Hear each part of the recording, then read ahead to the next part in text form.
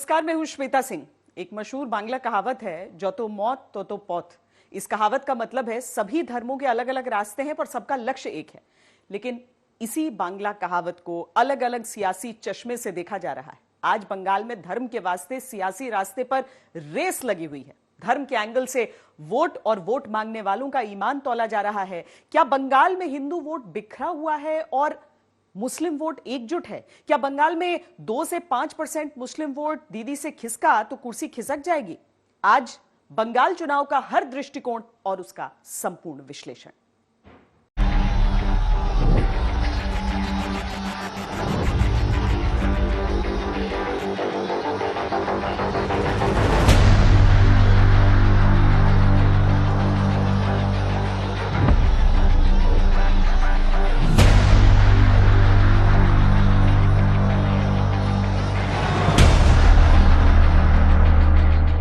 पश्चिम बंगाल की सियासत में इन्हीं 3 पत्ती में विजय दिलाने वाला एक तुरूप का इक्का साबित होगा। पहली पत्ती है मुस्लिम कार्ड, दूसरी पत्ती है ओवैसी कार्ड, तीसरी पत्ती है ध्रुवीकरण कार्ड। 3 पत्ती की ताकत का सियासी तिलिस्म ऐसा है कि दीदी के बंगाल का तख्त-ताज अब इनका ही मोहताज हो गया है, क्योंकि जिधर 30% मुसलमान उधर सत्ता का सिंहासन। मुसलमान दीदी से रूठा तो बंगाल में कमल खिलेगा, मुसलमान दीदी के साथ खड़ा रहा तो बीजेपी की राह में रोड़े ही रोड़े मिलेंगे। मगर मुसलमान भाईजान पर मेहरबान हुआ तो बंगाल का सियासी कल्चर बदल जाएगा। सब कुछ तय करेगा बंगाल का धर्म काटा। जो बंगाल में कभी नहीं हुआ वही धर्म वाला प्रयोग शुरू हो गया। मुद्दा और एजेंडा सेट हो गया। पक्ष हो या विपक्ष, धुरी मुस्लिम कार्ड पर घूमती आपको दिखाई देगी। पक्ष में तर्क ये कि मुस्लिम वोटर सत्ता दिलाएंगे, विपक्ष में तर्क ये कि मुस्लिम एकजुट ध्रुवीकरण कराएगी।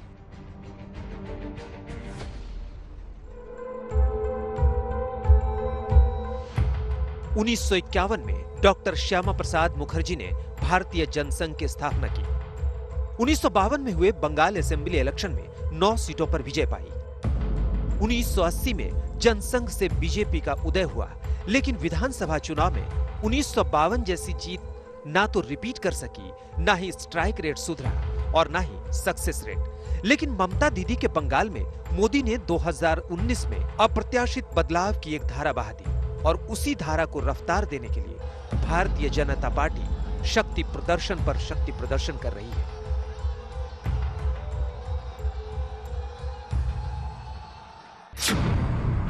धर्म के नाम पर कौन कौन सियासी काम पर? क्या बंगाल में ध्रुवीकरण का गुप्त गठबंधन? क्या ओवैसी की एंट्री से हारेगी दीदी, जीतेंगे मोदी? मुसलमान मतदाता के भाग्य विधाता वाला दृष्टिकोण, दीदी या भाईजान, किसके साथ मुसलमान? बंगाल के सत्ता प्रतिष्ठान का रास्ता मुस्लिम वोटरों की पसंद नापसंद से होकर गुजरता है। अगर बंगाल में लेफ्ट के अभेद्य दुर्ग को ममता दीदी ने ढाया तो मुस्लिम वोटर का सपोर्ट बड़ा फैक्टर बना। गुजरे 9 सालों में मुस्लिम वोटरों के समर्थन से ममता बनर्जी सभी बड़े या छोटे चुनाव जीत चुकी हैं। यहां तक कि बीजेपी भी मुस्लिम वोटरों को लुभाने की कोशिश कर चुकी है। लोकसभा से लेकर पंचायत चुनाव तक मुस्लिम उम्मीदवारों को मैदान में उतारा।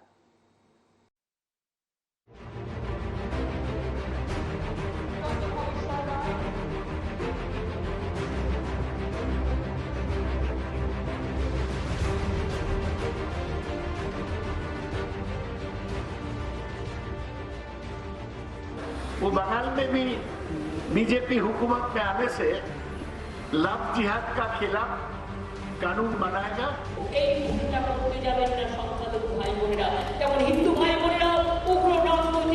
हम लोग का अगर रहेगा तो कभी ऐसा सांप्रदायिक कानून नहीं होने देंगे। सबसे बड़ा कर्तव्य है कि वो सभी लोगों के कल्याण के लिए कार्य करें, भले ही लोगों की जाति, मत या मजहब कुछ भी हो।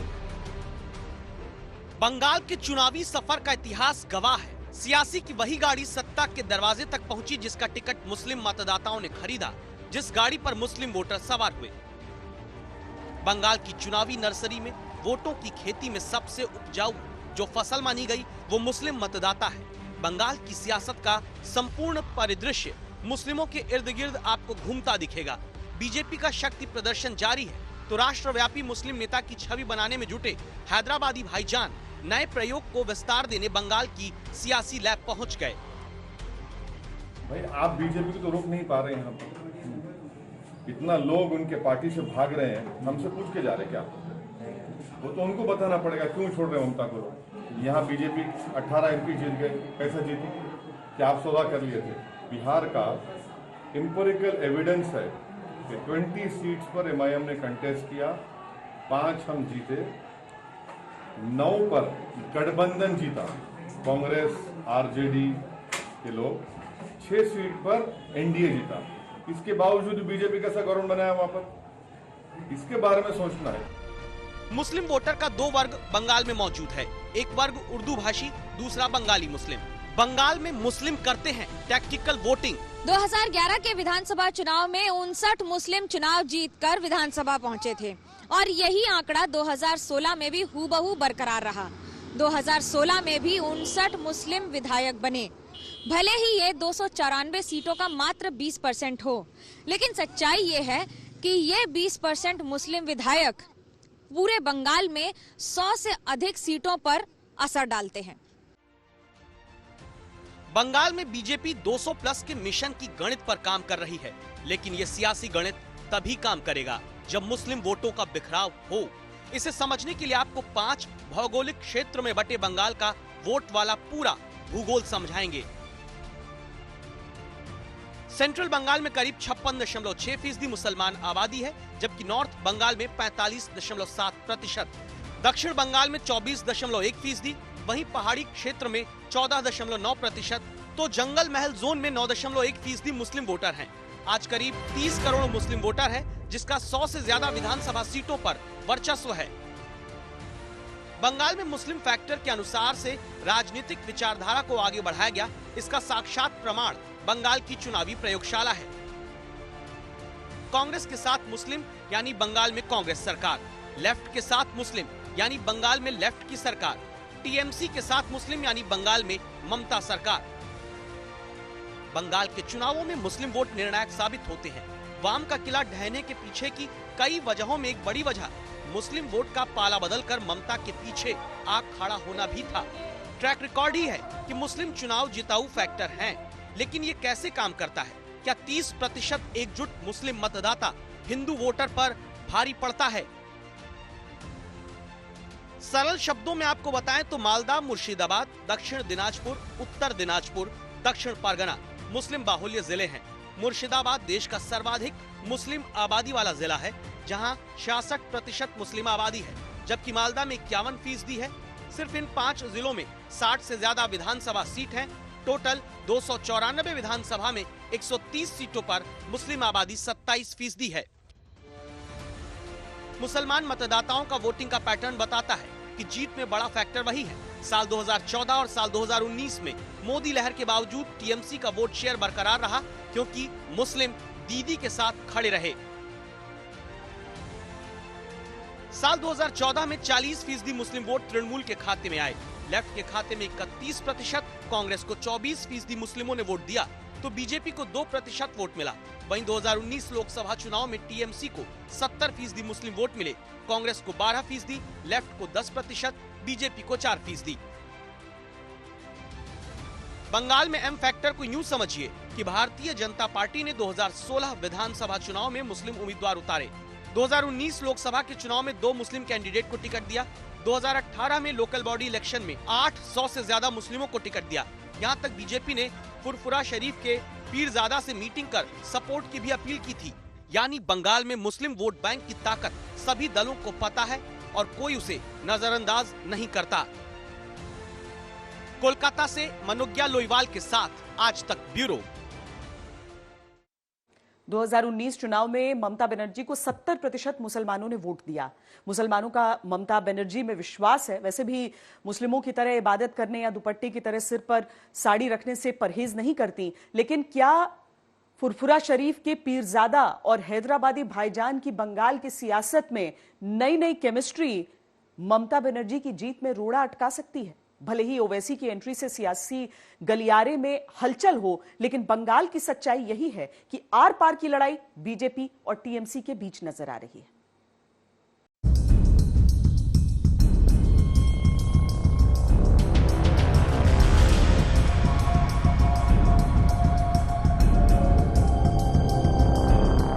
...2021 के बंगाल चुनाव में सत्ता का मैदान जीतने के लिए 4 खिलाड़ियों की दावेदारी है। एक छोर पर खड़ी है बंगाल की दीदी कही जाने वाली 10 साल से मुख्यमंत्री का जिम्मा संभाल रही ममता बनर्जी, तो उन्हें चुनौती देने के लिए जोर शोर से मैदान में है बीजेपी। इस बार जोर AIMIM चीफ असदुद्दीन ओवैसी ने भी लगा दिया है। इसके अलावा हुगली के फुरफुरा शरीफ के ताकतवर पीरजादा अब्बास सिद्दीकी का फैक्टर है, जो खुद अपनी राजनीतिक पार्टी बनाने जा रहे हैं। अब्बास सिद्दीकी को अपनी ओर मिलाने के लिए ओवैसी से लेकर कांग्रेस तक ने बिसात बिछाई हुई है। 2011 में ममता बनर्जी को बंगाल की सत्ता मिली तो उसके पीछे ममता के नारे माँ माटी मानुष ने जादू दिखाया था। वैसे तो ममता को बीते 10 साल में बंगाल में हर तबके का समर्थन मिला, लेकिन ममता जिसे सेकुलर राजनीति कहती रही है, बीजेपी उसे दीदी का मुस्लिम तुष्टीकरण कह के निशाने पर लेती रही है। ऐसे में 2021 में जब बंगाल में चुनाव होगा तो फैसला इस पर भी होगा कि क्या ममता का मुसलमानों के बीच समर्थन बरकरार रहा या नहीं, और फैसला इस पर भी होगा कि अगर 2021 में मुसलमानों के बीच दीदी लोकप्रिय बनी रही तो भी मुस्लिम वोट बिखरे तो नहीं। मुस्लिमों की बड़ी आबादी वाले बंगाल में मुसलमानों के वोट को लेकर इतनी बड़ी माथापच्ची इसलिए हो रही है क्योंकि बीजेपी के प्रभावी तौर पर मैदान में उतरने से एक और बीजेपी के हिंदुत्ववादी छवि की वजह से ध्रुवीकरण की गुंजाइश है, तो दूसरी ओर AIMIM चीफ असदुद्दीन ओवैसी ने बंगाल पर नजरें गड़ा दी हैं। अभी 3 जनवरी को ओवैसी हुगली के दौरे पर आए थे और उनके फुरफुरा के पीरजादा अब्बास सिद्दीकी से मुलाकात हुई थी। पीरजादा अब्बास सिद्दीकी 21 जनवरी को कोलकाता में एक नई राजनीतिक पार्टी का ऐलान कर सकते हैं। अब्बास सिद्दीकी के साथ मिलकर ओवैसी बंगाल में एक ऐसी ताकत बनने की रणनीति बना रहे हैं कि एक मुश्त मुस्लिम वोट उन्हें ही मिले। ओवैसी और फुरफुरा के पीरजादा अब्बास सिद्दीकी अपनी राजनीतिक खिचड़ी पका रहे हैं, लेकिन उनके लिए मैदान अभी साफ नहीं है। ओवैसी और अब्बास सिद्दीकी की मुलाकात के बाद बंगाल के ताकतवर इमाम एसोसिएशन ने एक सुर में ओवैसी और अब्बास सिद्दीकी को निशाने पर लिया था। वैसे तो असदुद्दीन ओवैसी ने इमाम एसोसिएशन को फौरन जवाब दिया था और पूछा था कि क्यों वो बंगाल में चुनाव न लड़ें, लेकिन बंगाल की राजनीति में मुसलमानों के वोटों की दावेदारी इतनी आसान भी नहीं होगी। फुरफुरा के अब्बास सिद्दीकी का ओवैसी साथ चाह रहे हैं, लेकिन फुरफुरा के दूसरे पीरजादा और बंगाल की राजनीति में पहले से पैठ रखने वाले पीरजादा तोहा सिद्दीकी ने न सिर्फ ओवैसी पर यह कह के हमला बोला है कि उनके सफेद कपड़ों के पीछे गेरुआ रंग है, बल्कि अब्बास सिद्दीकी को झूठा और बेईमान बताकर वो हमलावर हुए हैं। तो पहली बात यह है कि आप लोग क्यों भूल जाते हैं कि सिर्फ मुसलमान ही है, भाई हिंदू भी है, ब्राह्मण है, अपर कास्ट है, दूसरे कम्युनिटीज़ के भी वोट है, तो इस सबकी नज़र से मुस्लिम वोट पे क्यों होती है? तो भाई हम तो ये नहीं कह रहे हैं, हम तो कह रहे हैं कि हम सबको साथ लेकर इलेक्शन लड़ेंगे और सबका वोट हासिल करने की कोशिश करेंगे। अब टीएमसी या बीजेपी किसके खिलाफ? अभी अरे जब इलेक्शन लड़ेंगे तो सबसे लड़ना पड़ेगा, तो मैं तो पिक एंड चूज नहीं कर सकता ना मेरा अपोनेंट कौन होगा। हुगली के फुरफुरा के पीरजादा को अपने साथ मिलाने की बंगाल की राजनीति में कांग्रेस भी पीछे नहीं रहना चाहती है। असदुद्दीन ओवैसी और अब्बास सिद्दीकी की मुलाकात के 5 दिनों के बाद बंगाल कांग्रेस के वरिष्ठ नेता अब्दुल मन्नान भी अब्बास सिद्दीकी से मिलने गए थे। अब्दुल मन्नान ने माना था कि उनका अब्बास सिद्दीकी से मिलना राजनीतिक था और वो एक सेकुलर गठबंधन की कवायद में उनसे मिले थे। इस बीच टीएमसी का भी दावा है कि वो अब्बास सिद्दीकी और ओवैसी के संभावित गठबंधन से डर नहीं रही। बंगाल में ओवैसी और अब्बास सिद्दीकी फैक्टर से तृणमूल पर कितना प्रभाव पड़ेगा इसका आकलन अभी नहीं हो सकता। लेकिन 2019 के लोकसभा चुनाव में जब बीजेपी ने 42 में से 18 सीटों पर जीत हासिल की तो चुनाव विश्लेषणों से साफ हुआ कि मुसलमान मजबूती से ममता के साथ खड़े रहे, जिसकी बदौलत वो 22 सीटें जीत सकी थी। कोलकाता से मनोज्ञा लोईवाल के साथ आज तक ब्यूरो। लेखिका तस्लीमा नसरीन ने अपनी किताब दूसरा पक्ष में लिखा है कि बंगाल में हिंदू मुसलमान के बीच सांप्रदायिक विद्वेष की बड़ी वजह अरब का प्रभाव है। बंगाली हिंदू और बंगाली मुसलमानों की संस्कृति एक होने के बावजूद बंगाली मुसलमान अरब संस्कृति और पहनावे की नकल करना चाहते हैं, जबकि बंगाली हिंदू उत्तर भारत की संस्कृति अपनाना चाहते हैं। इतिहास के पन्ने पलटने पर पता चलता है कि 14वीं शताब्दी में मुस्लिम शासक इलियास शाह के दौर में रामायण और महाभारत का बांग्ला में अनुवाद तक कराया गया।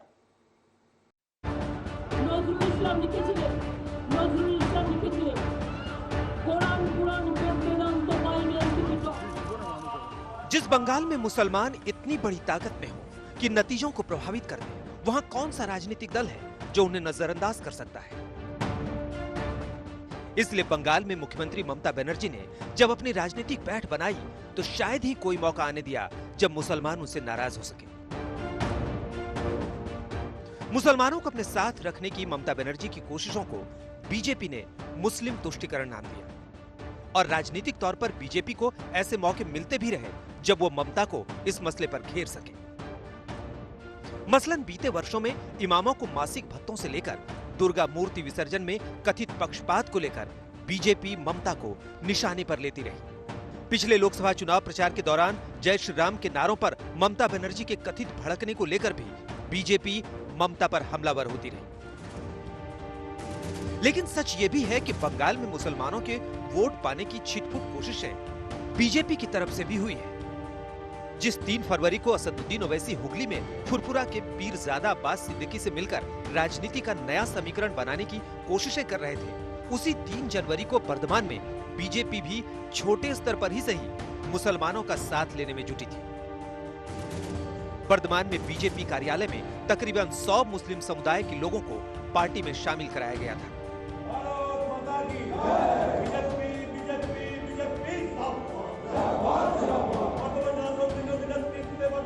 बीजेपी ने बंगाल में बीते चुनावों में मुसलमान चेहरों को टिकट देकर संदेश देने की कोशिश भी की। 2019 के लोकसभा चुनाव में बीजेपी ने 2 मुसलमानों को टिकट दिया। मफूजा खातून उस जागीपुर से बीजेपी उम्मीदवार थी जहां 61.7% आबादी मुस्लिम है। बीजेपी ने मुर्शिदाबाद से हुमायूं कबीर को भी टिकट दिया था। मुर्शिदाबाद में 66% मुस्लिम आबादी है। बीजेपी दोनों सीटों पर हार गई थी। इससे पहले 2016 के विधानसभा चुनाव में बीजेपी ने 6 मुसलमान चेहरों को उतारा था। 2018 के पंचायत चुनाव में बीजेपी ने 850 मुसलमान उम्मीदवार उतारे। इनमें से लगभग आधे उम्मीदवारों ने जीत हासिल की थी।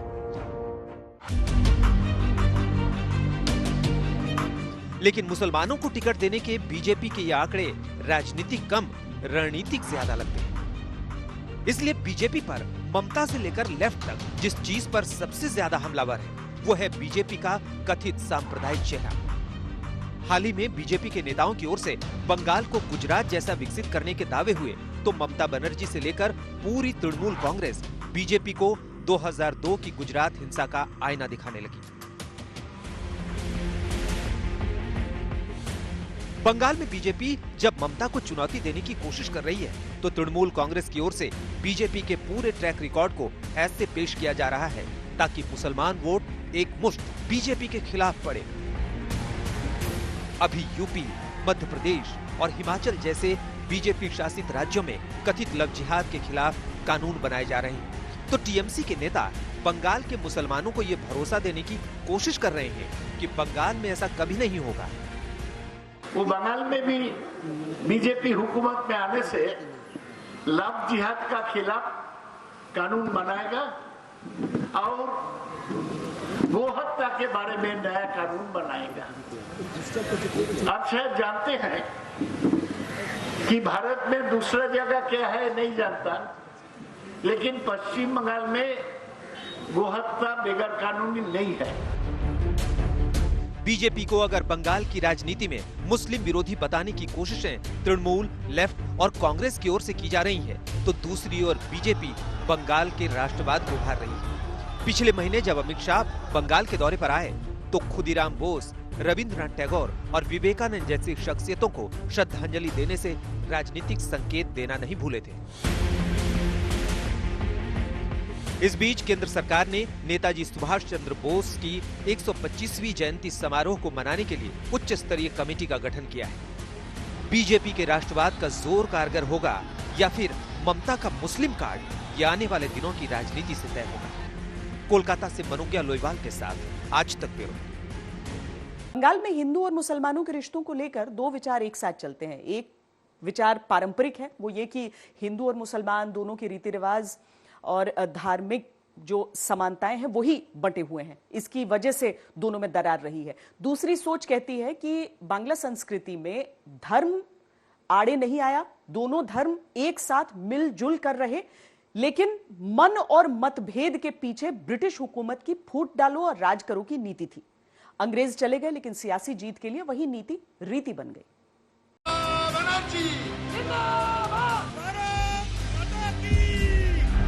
फायर ब्रांड लीडर ओवैसी का बंगाल के सियासी घर में जैसे ही गृह प्रवेश हुआ, टीएमसी से बड़ा रिएक्शन आया। हैदराबादी भाईजान के चुनावी सपनों की राजनीतिक व्याख्या के साथ तंज वाली टीका टिप्पणी से स्वागत हुआ।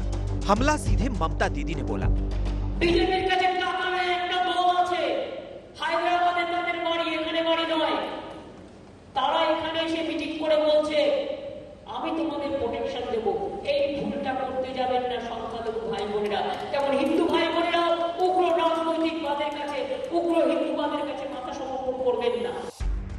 क्या दीदी के मुसलमान भाईजान पर मेहरबान हैं? क्या बंगाल में दीदी को हराने पहुंचे हैं ओवैसी? क्या 2 से 5% का स्विंग निर्णायक होगा? क्या ओवैसी भाईजान बंगाल में वोट कटवा है? क्यों ओवैसी पर लगा बीजेपी की बी टीम का आरोप?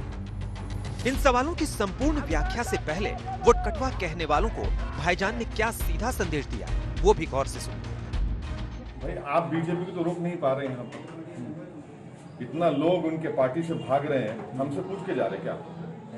वो तो उनको बताना पड़ेगा क्यों छोड़ रहे हैं ममता को। यहाँ बीजेपी 18 MP जीत गए, कैसे जीती? ओवैसी अपनी महत्वाकांक्षाओं को समझते हैं, जानते हैं, तभी तो बंगाल में कदम रखा तो गाड़ी का दरवाजा सीधा फुरफुरा शरीफ के दर पर खुला। कहने को जियारत करने गए थे, लेकिन तस्वीरों ने पूरी सियासी पिक्चर बयां कर दी। पीरजादा अब्बास सिद्दीकी के साथ भाईजान की मीटिंग का मैसेज पूरे बंगाल तक पहुंच गया। चुनावी गठबंधन की शर्त और सीट क्या होगी, लेकिन ओवैसी की सियासी तीर एकदम सही निशाने पर लगा है। बंगाल चुनाव में सबसे बड़ी हेडलाइन ओवैसी बन गए।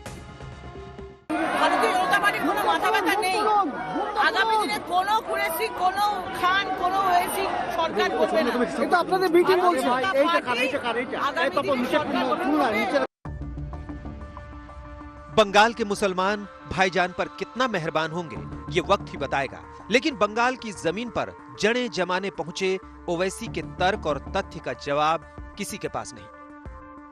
आखिर 2019 में बीजेपी 18 सीट कैसे जीती? 2019 में ओवैसी ने चुनाव नहीं लड़ा था। बंगाल में दीदी के बागी बीजेपी में क्यों गए?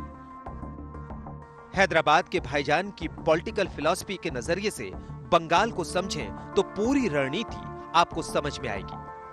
जहां जहां भगवा ब्रिगेड के कदम मजबूत हो रहे हैं, वहां वहां ओवैसी मुस्लिम वोटों के बिखराव को रोकना चाहते हैं। ओवैसी ने यही प्रयोग बिहार में किया। 2020 के विधानसभा चुनाव में कांग्रेस के परंपरागत वोटरों में ओवैसी ने बड़ी सेंध लगा दी। ओवैसी की पार्टी भले ही किशनगंज में हार गई, लेकिन 5 नई जगहों पर उसे जीत मिली। इसमें से 4 सीटें कोचधामन, अमौर, बैसी और बहादुरगंज है, जो बंगाल की सीमा से जुड़ा हुआ है। जो लोग ओवैसी को वोट कटवा के चश्मे से देख रहे हैं, उन्हें भाईजान की फ्यूचर पॉलिटिक्स के त्रिकोण को समझना होगा। पूर्वी भारत के 3 राज्यों पर पूरा फोकस है। बंगाल, बिहार और झारखंड पर नजर है। उत्तर पूर्वी झारखंड का पाकुड़ और साहिबगंज जिला, उत्तर पूर्व बिहार का पूर्णिया, अररिया और किशनगंज, उत्तर और मध्य बंगाल का उत्तर दिनाजपुर, मालदा, मुर्शिदाबाद और बीरभूम। उत्तर भारत में इन्हीं इलाकों में सबसे ज्यादा मुस्लिम आबादी है। 9 जिलों में 2,74,00,000 आबादी है, जिसमें 50.63% मुस्लिम आबादी है। ओवैसी का सीधा टारगेट है मुस्लिम वोटरों को अपने पक्ष में गोलबंद करना, चाहे वो किसी क्षेत्र में क्यों ना हो। आज तक ब्यूरो। शतरंज की बिसात पर घोड़े की चाल अलग होती है। वजीर हाथी या ऊंट की तरह घोड़ा ज्यादा दूर तक मार नहीं कर सकता, लेकिन किसी भी दिशा में 2.5 घर की चाल से दुश्मनों को चित कर देता है। घिरे होने के बावजूद छलांग लगाकर 2.5 घर चल सकता है। सरल शब्दों में समझें तो उसे रोकना कठिन है। बंगाल की सियासत में एक ऐसे ही घोड़े की चाल ने बड़े बड़ों की नींद उड़ा दी है।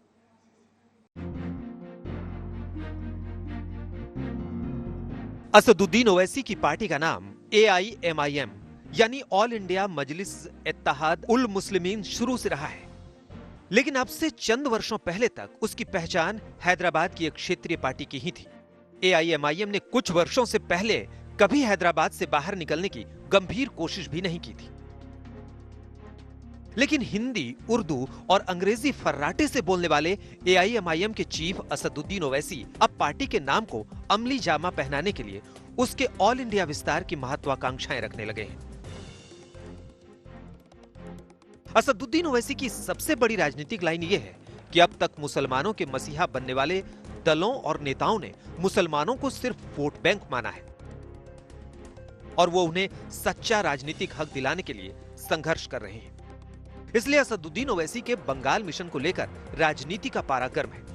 दिसंबर 2020 में ओवैसी ने बंगाल के प्लान को अभी सामने रखा भी नहीं था, सिर्फ इरादे ही जताए थे कि बंगाल की मुख्यमंत्री ममता बनर्जी ओवैसी के खिलाफ हमला बोलने मैदान में आ डटी थी। ममता ने बड़ा आरोप लगाया था कि ओवैसी तो बीजेपी से पैसा लेकर बंगाल में सेकुलर वोट बांटने आ रहे हैं। মাইনরিটিসদের ভোট ভাগ করবার জন্য আবার হায়দ্রাবাদের একটা পার্টিকে ধরে এনেছে। সেই পার্টিটা আবার এখানে কয়েক টাকা জোগাড় করে বিজেপি টাকা দেয় আর বিজেপির টাকায় ওরা এটা করে যায়। দেখেছেন আপনারা বিহারের ইলেকশনে প্রমাণিত হয়ে গেছে, অন্যান্য ইলেকশনে প্রমাণিত হয়েছে। হিন্দুদের কাছে গিয়ে বলবে ওদের খুব হিন্দু, মুসলিমদের বলবে ওই নেতাগুলোকে, সব মুসলিমরা নয়, ওই হায়দ্রাবাদের ওই নেতাদের, ওরা বিজেপির সমর্থক, গিয়ে বলবে হিন্দুদের এলাকায় খুব গালাগালি দাও হিন্দুদের, তাহলে কি হবে, হিন্দুরা রেগে যাবে, ভোটটা আমি পাবো। আর মুসলিম এলাকায় গিয়ে তুমি মুসলিমদের হয়ে এমন ভালো ভালো কথা বলো যাতে মুসলিমদের ভোটটাও আমি পাই। অর্থাৎ বিজেপি হিন্দুদের ভোটটা নেবে আর ও মুসলিমদের ভোটটা নেবে, আর আমি কি কাঁচা কলা খাবো? ओवैसी पर ममता का ऐसा राजनीतिक हमला बता रहा है कि ओवैसी की ताकत से वो परिचित हैं। मुसलमान वोटों को अपने पक्ष में करने की ओवैसी की काबिलियत का सबसे ताजा उदाहरण नवंबर 2020 में आए बिहार के नतीजे हैं। बिहार के मुस्लिम बहुल सीमांचल की 5 सीटें असदुद्दीन ओवैसी की पार्टी ने जीती थी और बिहार चुनाव का एक विश्लेषण ये कहता है कि ओवैसी ने ही आरजेडी नेता तेजस्वी यादव का गणित बिगाड़ दिया। इसलिए जब ओवैसी को बीजेपी की बी टीम बताने की कोशिशें हो रही हैं, तो ओवैसी बार बार कह रहे हैं कि मैं अपनी रणनीति के तहत और चुनाव लड़ने के अपने हक के तहत चुनाव लड़ता हूं। वोटर किसी का होस्टेज नहीं है, जो किसी को पसंद करेगा उसको वोट देगा। अगर कोई ये कहता है कि तुम क्यों लड़े, अरे मैं लड़ूंगा भाई, बंगाल लड़ूंगा, यूपी लड़ूंगा, भारत का हर इलेक्शन लड़ूंगा। मुझे क्या पूछना पड़ेगा किसी से मैं लड़ूं या ना लड़ूं? मैं इसलिए लड़ूंगा क्योंकि मुझे डेमोक्रेसी में भरोसा है। वैसे बंगाल में ओवैसी ने फुरफुरा के जिस पीरजादा अब्बास सिद्दीकी को अपने पाले में लेने की कोशिश की है, उसके मायने समझने की कोशिशें की जा रही हैं। अब्बास सिद्दीकी की अपनी राजनीतिक महत्वाकांक्षाएं हैं, लेकिन फुरफुरा के पीरजादों में राजनीतिक तौर पर ज्यादा ताकत तोहा सिद्दीकी रखते हैं। तोहा सिद्दीकी ने 2009 लोकसभा चुनाव के ऐन पहले ममता बनर्जी को समर्थन का ऐलान किया था, लेकिन तोहा सिद्दीकी राजनीति से करीबी बनाए रखते हुए भी इस बात को लेकर फिक्रमंद रहे हैं कि उन पर सीधे तौर पर किसी पार्टी का टैग न चस्पा हो। अब तोहा सिद्दीकी ने सीधे तौर पर ओवैसी के बंगाल के इरादों को लेकर उन पर सवाल उठाया है, लेकिन ओवैसी इससे प्रभावित होते नहीं दिख रहे हैं। ज्यादा बड़ी राजनीतिक ताकत होने की ओवैसी की कोशिशें उन्हें लगातार सक्रिय रख रही हैं। नवंबर 2020 में बिहार के सीमांचल में ओवैसी की पार्टी ने 5 सीटें जीती, तो 2014 और 2019 के महाराष्ट्र चुनावों में AIMIM ने 2-2 सीटें जीती। महाराष्ट्र के दोनों चुनावों में 13-13 सीटें ऐसी रहीं जहां AIAMIM को 10% से ज्यादा वोट मिले। AIMIM यूपी में भी सुखदेव राजभर के साथ मिलकर राजनीतिक ताकत बनने की हसरत रख रहे हैं।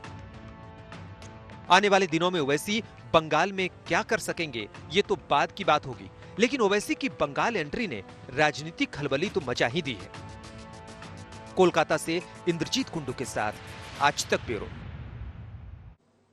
असदुद्दीन ओवैसी के दादाजी अब्दुल वाहिद ओवैसी ने 1958 में पुरानी MIM नाम से पहले ऑल इंडिया शब्द जोड़ा था। अब्दुल वाहिद ने उसी साल पार्टी की कमान संभाली थी।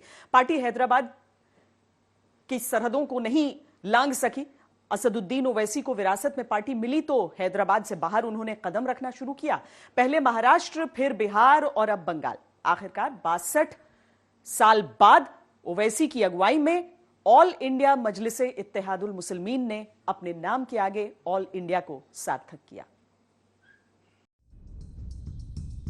2021 का चुनावी दंगल सीधे सीधे टीएमसी और बीजेपी के बीच लड़ा जा रहा है। चुनावी दंगल की फाइनल डेट अभी कोई नहीं, लेकिन चुनाव में अलकायदा का एंगल आ गया। सिक्योरिटी एनवायरनमेंट कितना खतरे में है ये सार्वजनिक है। अलकायदा ने पांव पसार लिए।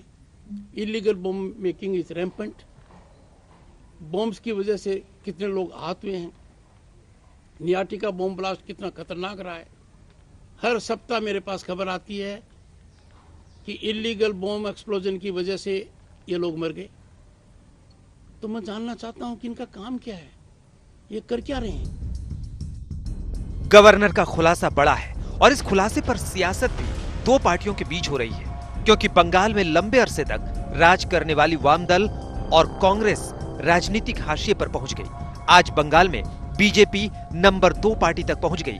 लेकिन आगे क्या होगा, आप 2019 के प्रदर्शन से कुछ हद तक 2021 की सियासी पिक्चर समझ सकते हैं।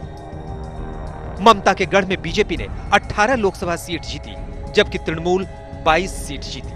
अगर इसे विधानसभा में बांटें तो भारतीय जनता पार्टी 121 सीटों पर जीती, जबकि तृणमूल 164 सीटों पर। 294 सीटों वाली विधानसभा में मैजिक फिगर 147 है। दरअसल लेफ्ट चुनाव में तृणमूल के हाथों अपनी सियासी जमीन खोता गया। नतीजा ये हुआ कि बीजेपी ने मुख्य विपक्ष के तौर पर खुद को स्थापित कर लिया। 2014 और 2019 के वोट पैटर्न को देखें तो बंगाल का आगामी चुनाव बहुत कुछ कहता है। बंगाल के पहाड़ी क्षेत्र में साल 2014 में तृणमूल को 51% वोट मिला, जबकि बीजेपी को 33.3%। लेकिन 2019 में तृणमूल 11.1% पर पहुंच गया, जबकि बीजेपी 88.9% पर। दूसरा इलाका है जंगल महल।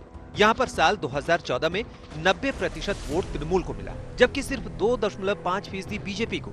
लेकिन 2019 में तृणमूल 25% पर पहुंच गई, जबकि बीजेपी को 75% वोट मिला। ऐसे ही नॉर्थ बंगाल में 2014 में 29.6% तृणमूल को मिला, 7.4% बीजेपी। लेकिन 2019 में तृणमूल को 27% वोट मिला, जबकि बीजेपी को 48.1%। अगर सेंट्रल बंगाल को देखें तो 2014 में 30.3% तृणमूल को मिला था, जबकि बीजेपी का प्रदर्शन खराब था। लेकिन 2019 में तृणमूल 66.7% और बीजेपी 18.2%। वहीं दक्षिण बंगाल में साल 2014 में 87.4% तृणमूल को मिला, बीजेपी को सिर्फ 7.2%, जबकि 2019 में 71.3 तृणमूल को और 28.7% बीजेपी को मिला। बंगाल में बीजेपी ने अपनी सियासी जड़ें 2 फेज में जमाई। पहला फेज 2014 का, जिसमें बीजेपी ने लेफ्ट के वोट बैंक में सेंध लगाते हुए बढ़त बनाई, और 2019 में तृणमूल के वोट बैंक पर हमला बोला। भले ही तृणमूल का वोट शेयर बढ़ा हो, लेकिन हिल, नॉर्थ बंगाल और जंगल महल इलाके में उसे पीछे छोड़ दिया। 2021 में बीजेपी का पूरा जोर दक्षिण बंगाल में अच्छा प्रदर्शन करने का है। एक सर्वे के मुताबिक बंगाल में लेफ्ट और कांग्रेस का वोट स्विंग समझिए। लेफ्ट और कांग्रेस का वोट बीजेपी और तृणमूल को शिफ्ट हुआ। ट्रेडिशनल लेफ्ट के वोटर 2019 में 39% बीजेपी में शिफ्ट हुए, 31% टीएमसी में।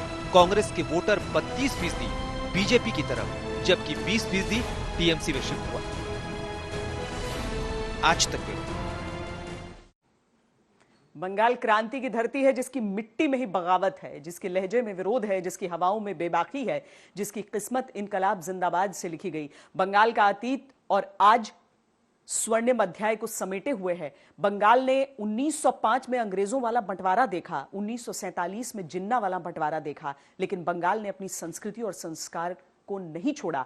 एक बार फिर बंगाल के ईमान धर्म की कड़ी परीक्षा है, जिसमें पास कौन होगा, फेल कौन होगा कहना मुश्किल है, लेकिन टक्कर सीधे सीधे बीजेपी और टीएमसी के बीच है।